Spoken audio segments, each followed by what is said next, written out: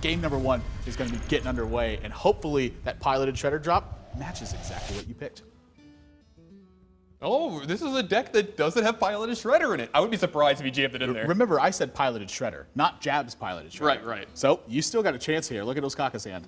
And I love this queue up from Osaka as well. Yeah, Jab a little under the weather tonight, not letting us see his beautiful face on camera. We're going to get the picture, but honestly, it's almost the same thing. just never, ever blinks. That's got to be a picture of Osaka. It's a GIF at this point, I'm convinced. Yeah, these guys, GIF. I get a lot of flack about saying GIF. Yeah, I mean, to me, they all just sound the same. Tannen's a very technical guy. Eh.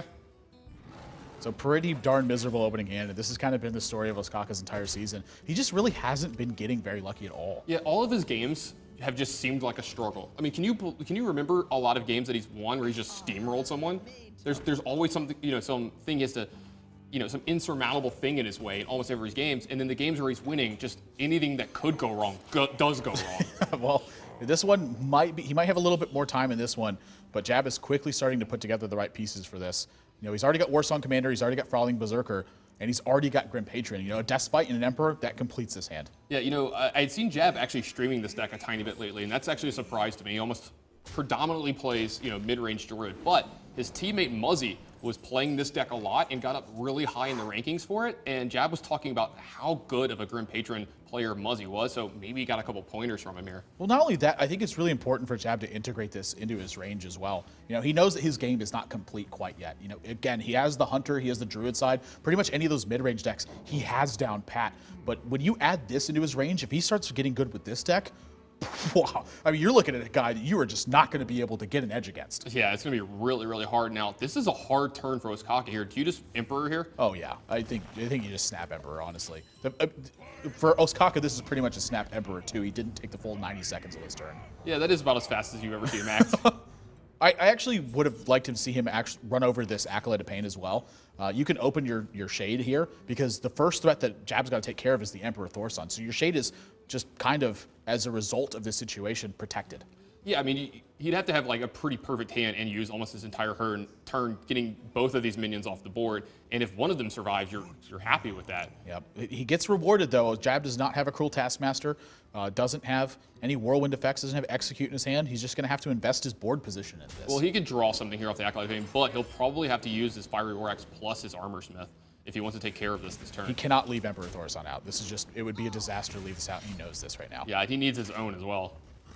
He would much rather use this turn, to play Gnomish Inventor, trying to get a card deeper to find his own. Yeah, it's going to have to settle for Unstable Ghoul, and this is honestly a pretty darn good turn for Osaka, especially when you add a 5-drop to this hand. And he was looking at a completely dead turn. Now suddenly he has things to do. Yeah, he has a great turn ahead of him here with this Druid of the Claw, when it was going to be pretty bad, because you might not want to unveil the Shade now, because then it makes Fiery War Axe able to take care of it, unless you do something with Druid of the Claw, like taunt it up here.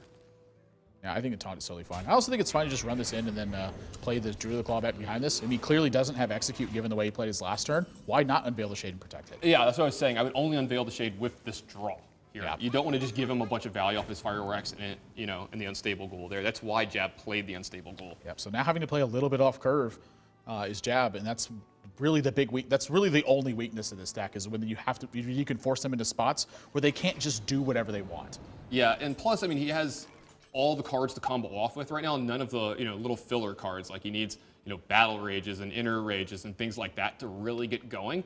But here's the problem, especially with the way Osaka's game has worked out. He's going to put him on a clock very fast.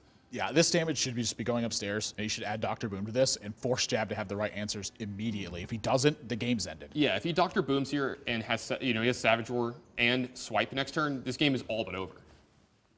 Yeah, so Dr. Boom, this is just a for sure here. And damage is going upstairs. Like to see that Osaka not playing quite as control as he always would. I think in a lot of spots he would be tempted to attack this Gnomish Inventor, but this is really where Osaka's been. He always is making these strong plays, knows where he is in the match, and takes the steps to win it. Yeah, two of the most well-played games I've seen all season long, both were piloted by Osaka.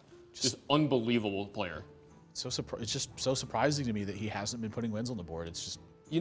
not everyone can win every match, and sometimes you get on the lower end of variance, you get a little unlucky, and I just feel that's Osaka's season in a nutshell. Same thing with Green Sheep. I think he's played really well in a lot of his matches, and he's just gotten, frankly, unlucky in a few of them. Yeah, I totally agree with you. But I mean, that's what happens. You know, when you're gonna win any form of tournament, any form of league, something that's really long, you have to get lucky at some point. It's, you know, skill only carries you so far in a game that has random elements.